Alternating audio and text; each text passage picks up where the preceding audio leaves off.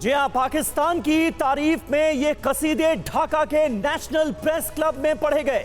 जिन्ना की 76वीं बरसी पर एक प्रोग्राम रखा गया था और इस कार्यक्रम में जो कुछ हुआ उसकी डिटेल जानना आपके लिए भी जरूरी है। इसी के बाद यह कहा जा रहा है कि बांग्लादेश पाकिस्तान बनने की राह पर आगे बढ़ रहा है। ढाका में जिन्ना की बरसी पर बाकायदा एक कार्यक्रम आयोजित किया गया।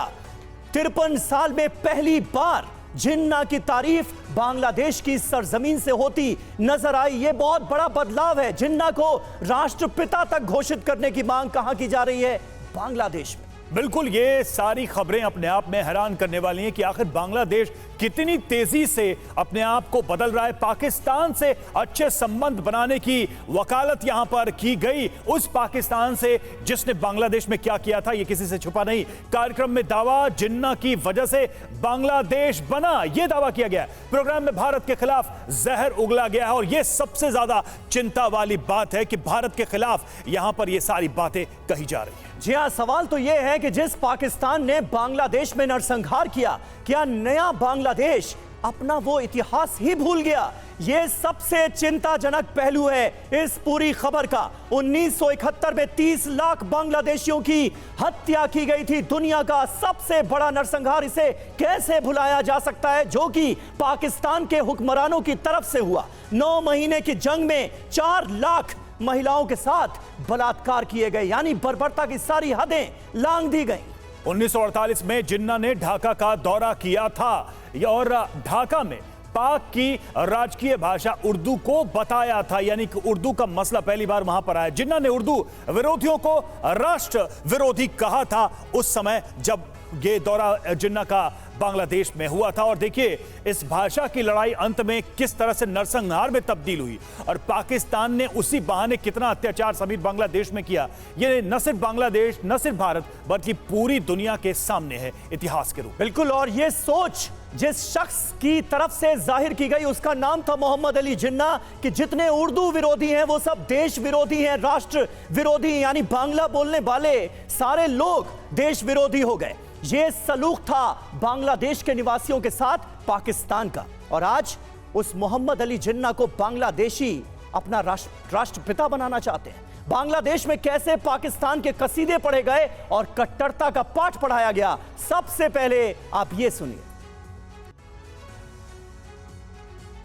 और इस बड़ी खबर पर बातचीत करने के लिए हमारे साथ हिंदुस्तान और बांग्लादेश से कुछ खास मेहमान जुड़ रहे हैं। मेजर जनरल ए के सिवाज साहब हमारे साथ मौजूद हैं। प्रोफेसर डॉक्टर संजय भारद्वाज साहब हमारे साथ मौजूद हैं, विदेश मामलों के जानकार हैं और बांग्लादेश के हालात को लेकर लिखते रहते हैं। मजहरुल इस्लाम खान साहब हमारे साथ मौजूद हैं, वरिष्ठ पत्रकार, बांग्लादेश से हमारे साथ इस वक्त लाइव मौजूद हैं। मजहरुल साहब, पहला सवाल आपसे, जिस तरह के डेवलपमेंट सामने आ रहे हैं बांग्लादेश से, वो अपने आप में चिंताजनक तो हैं ही, हैरान करने वाले भी हैं। क्या यह माना जाए कि जब तक लिबरल विचारों का बांग्लादेश में शेख हसीना की सरकार में बोलबाला था, तब तक सारी उम्मीदें नजर आती थी हिंदुस्तान से, और अब क्योंकि कट्टरपंथ की जड़ें मजबूत हो रही हैं बांग्लादेश में, तो सिर्फ और सिर्फ सामने पाकिस्तान नजर आ रहा है।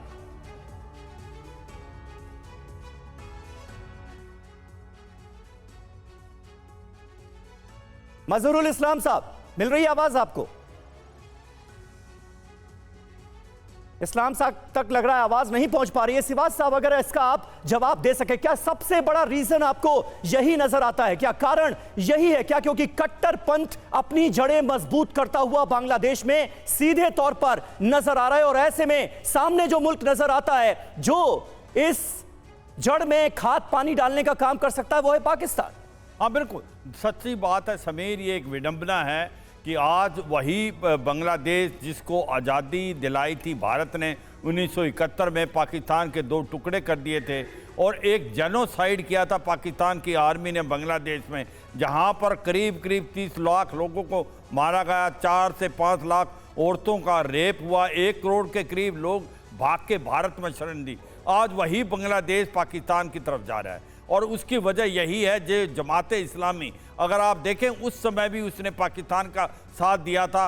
वो पार्टी जो थी वो बिल्कुल चाहती थी कि पाकिस्तान की आर्मी ही कंट्रोल करे। आज वो फिर दोबारा पावर पे आ गई है और वो जो बांग्लादेश नेशनल पार्टी है जो कि एक प्रकार से खालिदा जिया की, वो भी प्रो पाकिस्तान है। तो ये जो एलिमेंट्स आए हैं आज की तारीख में, जो पावर पे आए हैं, इंक्लूडिंग मोहम्मद यूनुस, ये प्रो पाकिस्तान है, एंटी इंडिया है। और यही नहीं, एक एंटी इंडिया सेंटिमेंट भी पैदा कर दिया पूरा बांग्लादेश में।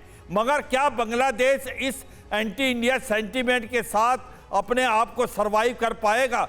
मुझे लगता नहीं ऐसा होगा, क्योंकि इकोनॉमी बहुत इंपॉर्टेंट चीज़ है। अगर आप इन चीज़ों को देखें कि 1971 में जब बांग्लादेश पाकिस्तान से अलग हुआ था तो एक बहुत गरीब देश था, मगर उसने 75 साल के अंदर या 25 साल के अंदर, और के मुकाबले जो 75 साल में इतनी हालात ख़राब थी, आज वो उस कदार पे पहुंच गया था कि वो 2026 के अंदर जो लीस्ट डेवलप नेशन से निकलता, उसकी जीडीपी अच्छी थी, वो टेक्सटाइल इंडस्ट्री बहुत अच्छा कर रही थी। मगर अगर वो दोबारा पाकिस्तान की रगों पे चलेगा, पाकिस्तान के, तो हालात फिर दोबारा इकोनॉमी जो है उसकी खराब होगी। आपको मैं विश्वास दिलाता हूं वो समय दूर नहीं, बांग्लादेश जिस प्रकार से मालदीव कटोरा लेके दोबारा भारत की तरफ आया है मोहम्मद मिचू, इसी प्रकार से आने वाले समय में बांग्लादेश रियलाइज करेगा अगर वो पाकिस्तान की रग पे चला, बिल्कुल, पाकिस्तान के रास्ते पे चलेगा तो उसका हश्र क्या होगा ये किसी से छिपा नहीं है। पर चला और चलकर जहां पहुंचा ये आपके सामने भी है। आप बेहतर जानते होंगे कि इस वक्त आपके मुल्क के अंदरूनी हालात क्या हैं, मजहबी ताकतों ने इस मुल्क को कहां पहुंचाया है, क्या बांग्लादेश उसी रास्ते पर जा रहा है? और पाकिस्तान से जो ये नया नया इश्क मोहब्बत हो रहा है बांग्लादेश का, क्या आप मानते हैं कि ये बांग्लादेश के लिए जायज है? वो बांग्लादेश जो कभी पाकिस्तान के खिलाफ खड़ा हुआ, लड़ा? बहुत शुक्रिया समीर। देखें, पाकिस्तान और बांग्लादेश असल में तो एक ही थे, लेकिन दरमियान में हुआ ये कि जब पाकिस्तान की जो पावरफुल कुव्वतें थी, उन्होंने जब उस चीज़ का एहतराम नहीं किया, उसके नतीजे में ये हुआ कि बांग्लादेश पाकिस्तान से अलग हो गया, बांग्लादेश और पाकिस्तान दो टुकड़े हो गए। और उसमें आपने खुद ही अभी माना कि भारत की मदद से बांग्लादेश आज़ाद हुआ था।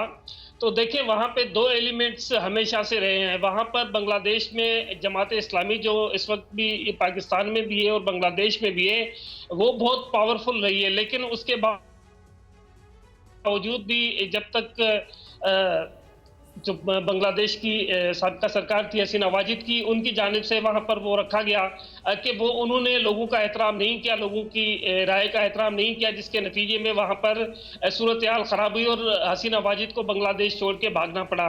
तो देखें, जिस ज़माने में भी जब भी आप लोगों की राय का एहतराम नहीं करेंगे, उसके नतीजे में हालात इसी तरह से पैदा होंगे। ज़मीर अली साहब, मौजूद सवाल ये है, ज़मीर अली साहब, मौजूद सवाल ये है कि अभी आपने सुना होगा किस तरह से बांग्लादेश में मोहम्मद अली जिन्ना को फादर ऑफ द नेशन घोषित करने की डिमांड की जा रही है। यह कैसे मुमकिन हो रहा है? इसके पीछे कौन सी ताकतें हैं? क्योंकि मोहम्मद अली जिन्ना की सोच तो यह थी कि जो उर्दू विरोधी है, वो राष्ट्र विरोधी है, वो देश विरोधी है। तमाम बांग्ला भाषियों के साथ किस तरह का सलूक किया गया ये हम सब जानते हैं। उसके बावजूद भी ऐसी कौन सी ताकतें हैं जो ये चाहती हैं?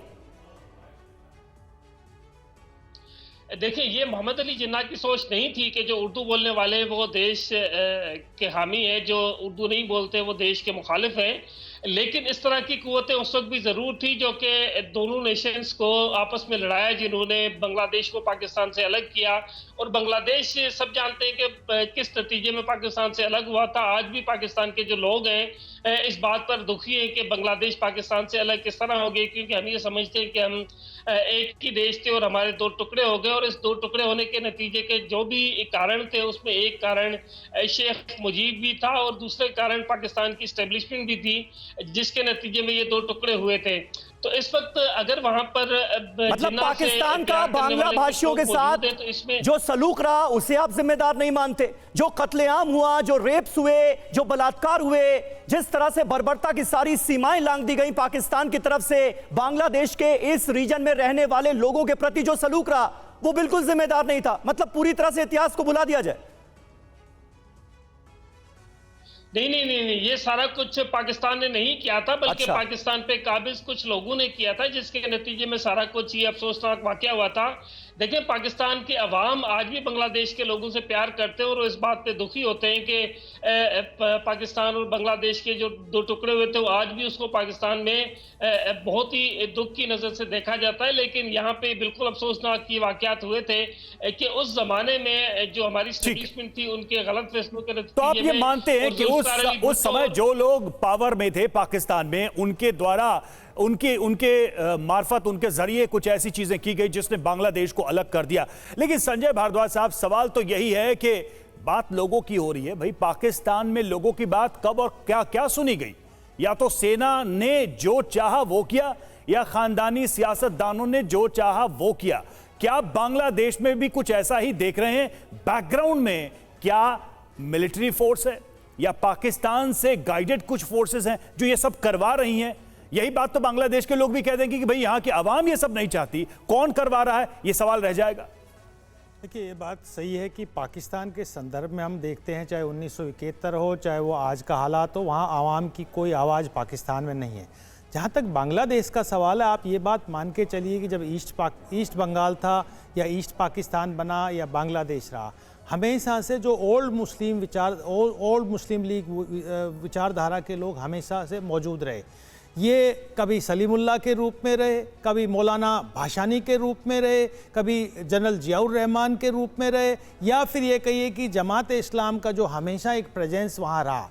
1971 में उन्होंने कोलैबोरेट किया पाकिस्तान आर्मी के साथ, उसमें अल बदर, अल शाम, रजाकार, इस्लामिक छात्र शिविर, जमात इस्लाम, ये सब कोलैबोरेट किया। ये कौन थे? ये सब बांग्लादेश में मौजूद थे।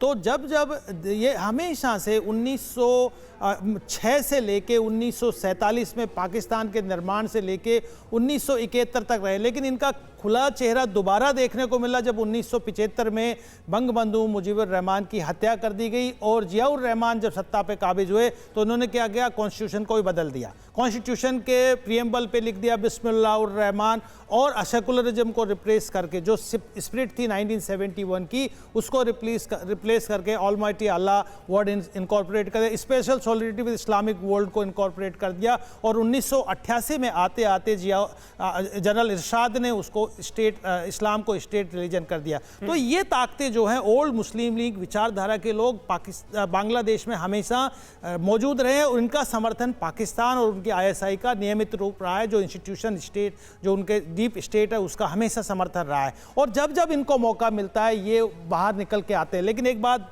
मत भूलिए, इस तरह की कट्टरपंथी ताकतें बांग्लादेश के अंदर पहले से मौजूद रही हैं। संजय जी, आऊंगा मैं आपके पास, उससे पहले अपने दर्शकों के सामने कुछ और फैक्ट्स रख देते हैं। पाकिस्तान की राह पर नया बांग्लादेश, ये कैसे हो गया, क्यों हो गया, आखिर कौन से लोग, कौन सी ताकतें इसके पीछे, ये बता रहे हैं 5 सबूत। जी हां, 5 सवाल सबसे पहले आपके सामने रख दें। शेख मुजीबुर रहमान की पहचान मिटाई गई, ढाका में शेख मुजीबुर रहमान की मूर्ति तोड़ी गई। आप देखिए किस तरह से आरक्षण विरोधी आंदोलन के नाम पर शेख मुजीबुर रहमान की प्रतिमाएं तोड़ी जा रही थी। अब सामने आ रहा है सच, शेख मुजीबुर रहमान से जुड़े सारे स्मारक नष्ट किए गए।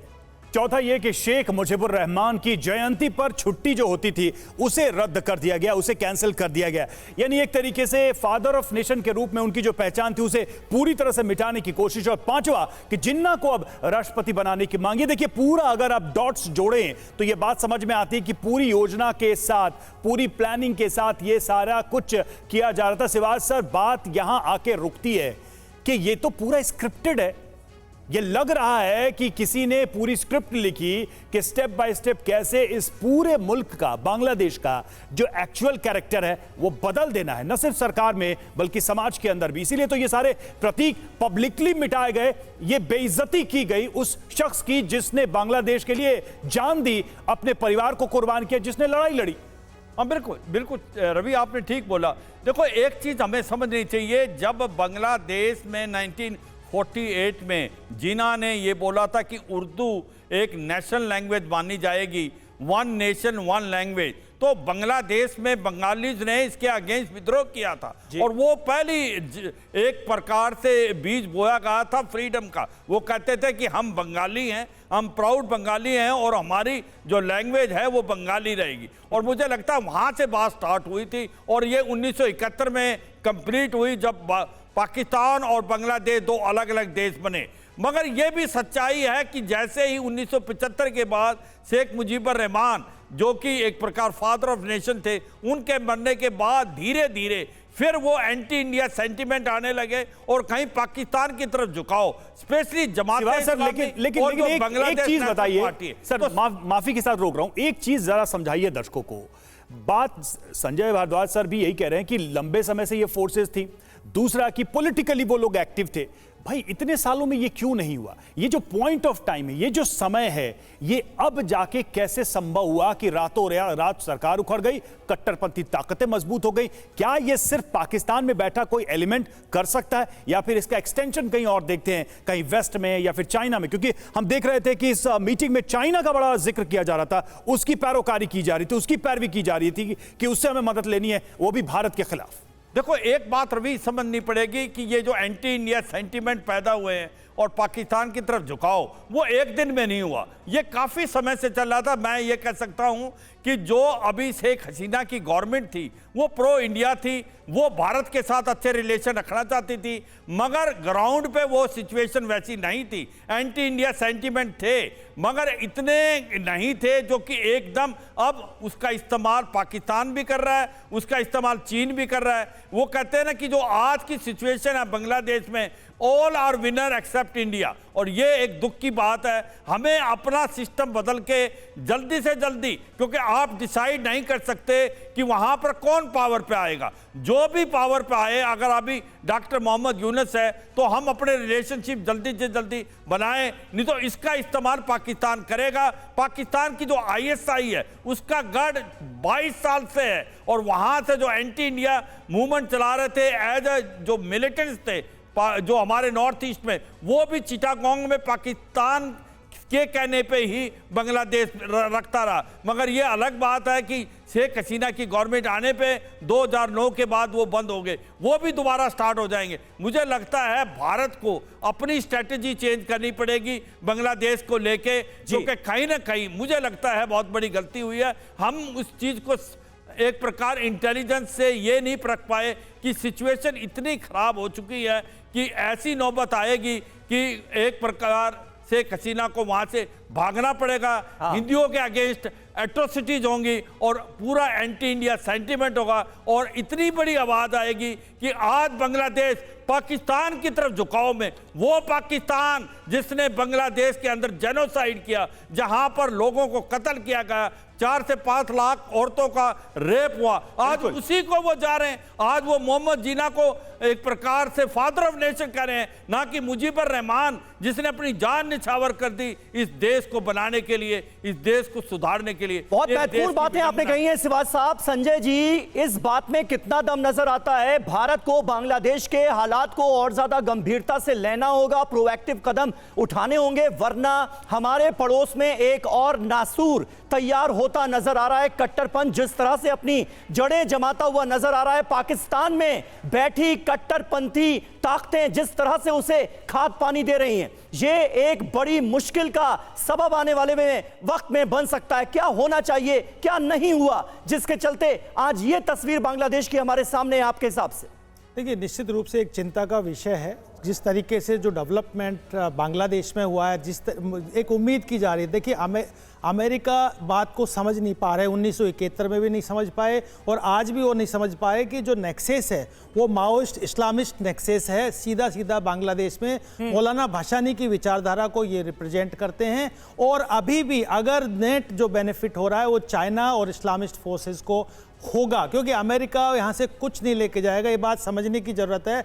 और जिस तरीके से जो बांग्लादेश में हालात डेवलप हुए हैं, ये कई दिनों से ये एक तरीके तरीके से प्लानिंग चल रहा था और पाकिस्तान आईएसआई इन्वॉल्व था। अमेरिका निश्चित रूप से डेमोक्रेसी की बात करते थे, ह्यूमन राइट्स की बात करते थे, लेकिन वो ट्रैप हो गए 1971 की तरह। अब चिंता का विषय क्या है कि मोहम्मद यूनुस को एक चेहरा बनाया गया, लेकिन मोहम्मद यूनुस की कोई भी पॉलिसी ऐसी नहीं है जो प्रोग्रेसिव हो, सेकुलर है। वो भी इस्लामिस्ट के साथ नेक्सेस में फंस गए हैं। सारी जो पॉलिसीज आ रही, जिस तरीके से जिन्ना के जन्मदिन को उनकी एनिवर्सरी को मनाया जा रहा है, ये अपने आप में रिफ्लेक्ट करता है कि जो पाकिस्तान में जिसने नरसंहार के लिए जो जिम्मेदार है, जो पाकिस्तान, उसके फादर ऑफ नेशन को आप यहाँ पे सेलिब्रेट कर रहे हैं जिस तरीके से। नहीं, लेकिन आपने जिस नेक्सस की बात की, जमीर अली साहब से मैं ये सवाल करना चाहूंगा। जमीर अली साहब, अगर मैं इसको भारत पाकिस्तान के कॉन्टेक्स्ट से थोड़ा हटा दूं, बार बार ये बात कही जाती है कि एक कॉमन चेन नजर आता है इस्लामिक सोसाइटी, इस्लामिक फोर्सेस और इस्लामिक कंट्रीज का। हम उन भाषणों में फिलिस्तीन का जिक्र देखते हैं, हम उन भाषणों में उन देशों का जिक्र देखते हैं जहां पर भाई मुसलमानों के साथ गलत हो रहा है। मैं ये सवाल करना चाहूंगा आपसे और समझना चाहूंगा कि भाई चाइना की जब बात आती है तो चाइना दोस्त कैसे नजर आता है ऐसे रेडिकल इस्लामिक फोर्सेस को, तब जबकि चीन के अंदर मुसलमानों के साथ क्या होता है ये सब जानते हैं। वहां तो कुरान तक अमेंड करके चाइना बोलता है कि यही कुरान आपको पढ़ना होगा। क्या किसी मुस्लिम देश में इतनी ताकत नहीं कि वो चाइना के पे सवाल उठाए, बल्कि चाइना को सब दोस्त बताते हैं? ये पैराडॉक्स, ये कंट्रोवर्सी, ये सब क्या है? ये दोगलापन नहीं है तो क्या है? भारत विरोधी नजर आता है और चीन दोस्त नजर आता है, क्या है ये? देखिए, इससे पहले जैसे हमारे दोस्तों ने कहा कि बांग्लादेश में जो ताकतें मौजूद थीं उनमें एक फोर्सेस थी जिसका नाम है जमात इस्लामी। अब जमात इस्लामी वो जमात है जिसने इब्तदाई दिनों में तो पाकिस्तान के हवाले से भी कुछ चीज़ें अच्छी नहीं की, लेकिन उसके बाद अब वो ना सिर्फ पाकिस्तान में बल्कि बांग्लादेश में एक ऐसी मुनज़्ज़म जमात है जिसको कभी भी तोड़ा नहीं गया। और यकीनी तौर पे वो अपनी पॉलिटिकली तौर पे जिद्दोजहद करते रहे और उसके बाद इस बार हमने देखा है कि जब शेख हसीना वाजिद की हुकूमत गई तो उसके बाद वो लोग पावर में आ गए और बांग्लादेश में दोबारा से इस्लामिक नज़रियात रखने वाले जो सियासी वर्कर्स थे उनकी हुकूमत वहाँ पर कायम हो गई है। और दूसरी बात जहाँ तक आपने की चाइना की, तो देखें पाकिस्तान या बांग्लादेश हो, जितने भी देश है वो इस वक्त उनकी जो नेशनल पॉलिसीज़ हैं उसमें इस्लाम या किसी भी मजहब का एलिमेंट कम है। वहाँ पे उनके जो अपने मुल्की मफादात है वो ज़्यादा हैं।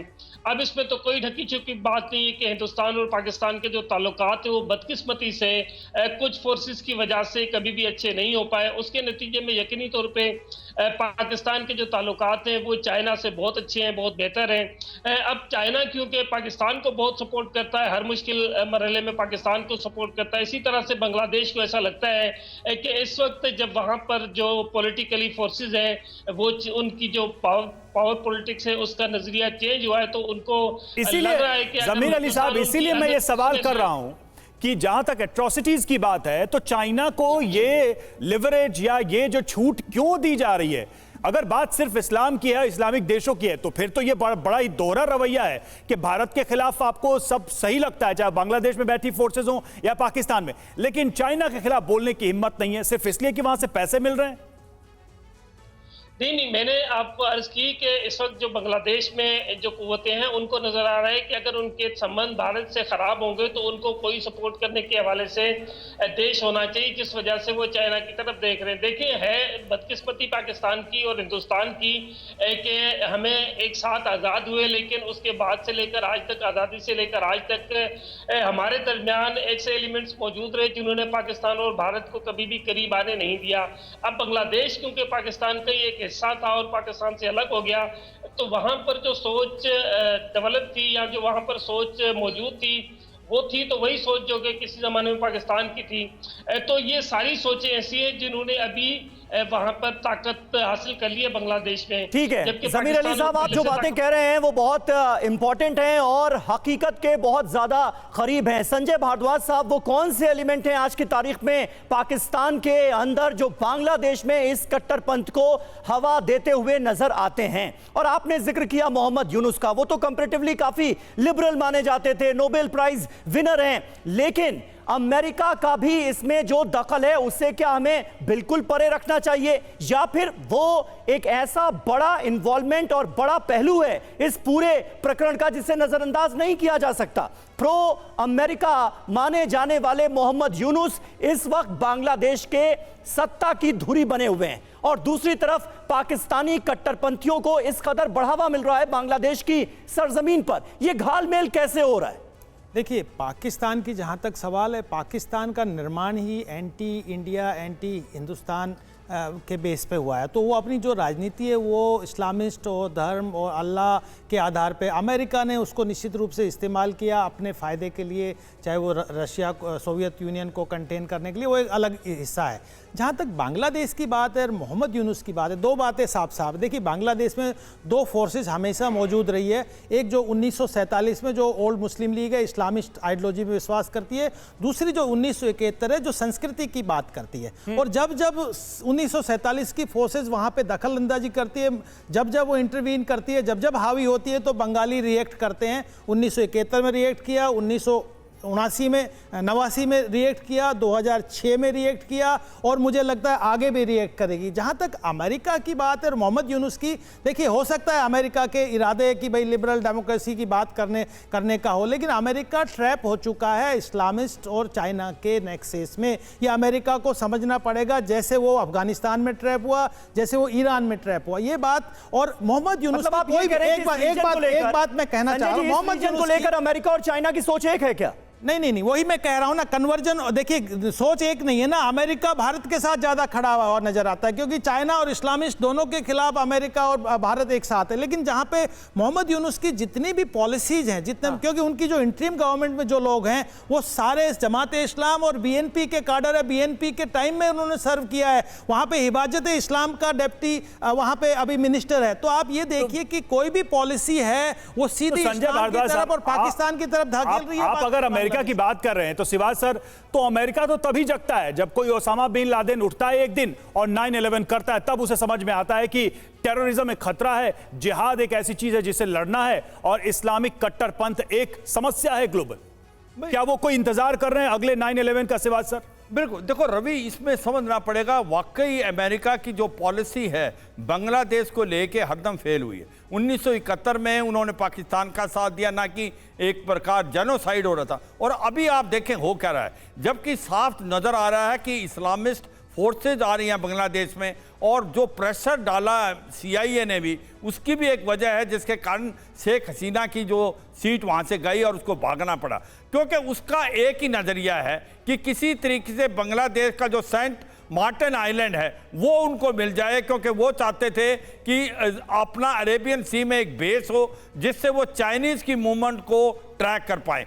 यूं तो उनको मालूम था कि चीन जो है एक प्रकार कोको आइलैंड में भी और कुआ कप्पू में म्यांमार में है, तो उनको अपना इंटरेस्ट था। उनको ये नहीं नजर आया कि अगर आप ऐसा करेंगे तो इस्लामिस्ट फोर्सेज बढ़ावा होगा, वो पूरे वर्ल्ड के लिए खतरा है, भारत के लिए खतरा है। बड़ी विडंबना की बात है जब बांग्लादेश की बात आती है, भारत और अमेरिका एक पेज पे नहीं है। ऐसा लगता है कि जैसे अमेरिका और चीन एक पेज पे हैं, जबकि होना नहीं चाहिए। सच्चाई ये है कि जो यही तो बांग्लादेश सबसे बड़ा मसला नजर आ रहा है कि सर, कि इस पूरे मामले को लेकर, इस पूरे रीजन को लेकर, जो मेरा सवाल भी था संजय जी से, कि अमेरिका और चीन का रुख एक क्यों नजर आ रहा है? जमीर अली साहब, ये बताइए कि पाकिस्तान की आवाम इस पूरे डेवलपमेंट को, बांग्लादेश में जो कुछ हो रहा है, उसे कैसे देखती है? एक पीसफुल रीजन जो है वहां पर अब अशांति ही अशांति नजर आ रही है। क्या होने वाला है? बांग्लादेश का आने वाले वक्त में मुस्तकबिल क्या होगा? आसपास के देशों के लिए ये रीजन कहीं एक खतरा तो नहीं बन जाएगा? ये डर है क्या कहीं ना कहीं आवाम में? नहीं, इस वक्त देखें बांग्लादेश में जो सूरत हाल है उससे पाकिस्तान में तो कोई खतरा नहीं, बल्कि पाकिस्तान के लोग उस सेंस में खुश हैं, क्योंकि इससे पहले जिन्ना का वहाँ नाम नहीं लिया जाता। जिन्ना जो कि पाकिस्तान के भी फादर ऑफ नेशन है और बांग्लादेश के भी फादर ऑफ नेशन थे, उस वजह से कि जब हिंदुस्तान और पाकिस्तान दोनों आज़ाद हुए थे तो उस वक्त बांग्लादेश भी पाकिस्तान का हिस्सा था। लेकिन वहाँ पर जो दूसरी सूरत हाल है वो ये है कि जो अमेरिकन इन्फ्लुएंस बढ़ता जा रहा है, जिसको आप कह रहे हैं कि जो आयरलैंड वो लेना चाह रहे थे, उसके बाद फिर वहाँ पे सूरत हाल खराब हुई। देखिए यहाँ पर वही वाली बात आती है जो मैंने पहले कही थी कि हर देश अपने अपने मफादात की जंग लड़ता है और अपने अपने मफादात या अपनी अपनी पॉलिसीज के हवाले से वहाँ पे मूवमेंट करता है।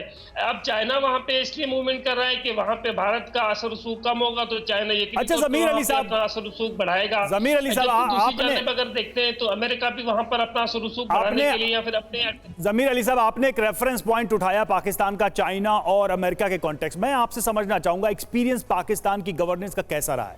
भाई अमेरिका के हाथों पाकिस्तान की अथॉरिटीज कठपुतली बनी रही, चाइना का भी इंटरवेंशन। अभी तो हमने देखा इमरान खान गए रूस, वापस लौटते लौटते उनकी गद्दी खिसक गई। सीधा दिख रहा है कि अमेरिकन इन्फ्लुएंस कैसा है। तो आप बता सकते हैं क्या कि पाकिस्तान का अब तक का सफर दोनों साथियों के साथ कैसा है, और बांग्लादेश अगर उनकी गोद में बैठता हो तो उसका हाल क्या होगा? देखिए पाकिस्तान को इसमें तो कोई शक नहीं, जो सबसे ज़्यादा नुकसान पहुंचा है वो पाकिस्तान में जो इस्लामिक जिहाद के नाम पे बनाई गई फोर्सेस हैं उनकी जानिब से पहुंचाया गया। और इसमें कोई शक नहीं कि इन तमाम के पीछे सबसे ज़्यादा जो हाथ था या सबसे ज़्यादा जो फाइनेंस थी वो अमेरिकन थी। और अमेरिका ही वो मुल्क है जिसने पाकिस्तान को इस वक्त जिस हाल में पाकिस्तान मौजूद है यहाँ तक पहुँचाया है। लेकिन अब सूरत हाल चेंज हो गई है। अब देखना ये कि भारत की बांग्लादेश की जाहिर है अपनी पॉलिसीज है, वो एक आज़ाद देश है, तो वो अमेरिकन इन्फ्लुएंस किस हद तक अपने देश में नहीं तो सर बांग्लादेश अगर किसी दूसरे मुल्क के हाथों में खेलने लगे तो क्या वो भी पाकिस्तान जैसी स्थिति उसकी नहीं, हालात नहीं हो जाएंगे पाकिस्तान के? आप तो खुद ही कह रहे हैं कि बाहर के देशों से क्या हुआ पाकिस्तान का, बांग्लादेश भी तो लगभग वैसा ही नजर आ रहा है कि बाहरी मुल्कों के हाथों में खेलता नजर आ रहा है। नहीं, अभी देखना ये होगा कि बांग्लादेश किस हद तक अमेरिका के हाथों में जाता है। अगर वो वही वाला काम करता है जो कि किसी ज़माने में पाकिस्तान में हमारे लोगों ने किया था, और हमने एक इस्लामिक जिहाद के नाम से मुख्तलिफ तंजीमें बनाई थी और हम एक आग में कूद पड़े थे जो कि रशिया के खिलाफ थी, तो उसके बाद के नतायज मुख्तलिफ होंगे। लेकिन अगर वो उनसे कोई पॉलिटिकली ताल्लुकात रखते हैं और उनके साथ कोई बेहतर तरीके से डील करते हैं तो उसके नतायज मुख्तलिफ होंगे। बहुत शुक्रिया ज़हीर साहब हमसे बात करने के लिए। संजय भारद्वाज साहब आपका भी, अश्विनी श्रीवास्तव साहब आपका भी बहुत बहुत शुक्रिया। ज़हीर साहब, कुल मिलाकर आप जो बातें कह रहे हैं वो अपने आप में इंपॉर्टेंट इसलिए कि कहीं ना कहीं इस बात का एहसास पाकिस्तान की आम आवाम को भी है कि इस्लामिक जिहाद के नाम पर जो कट्टरपंथी तंजीमें हैं या सीधे सीधे कह लीजिए कि जो आतंकवादी संगठन हैं, लश्कर और जैश जैसे, वो कितना नुकसान पहुंचा रहे हैं पाकिस्तान को भी, और इस पूरे के पूरे रीजन में जो अशांति क्रिएट कर रहे हैं उसके बारे में तो क्या ही कहा जाए। मुमकिन है आने वाले वक्त में हालात बदले होंगे और बांग्लादेश को भी अपनी गलतियों का एहसास होगा। आज जिस रास्ते पर वो देश जाने की कोशिश करता नजर आ रहा है।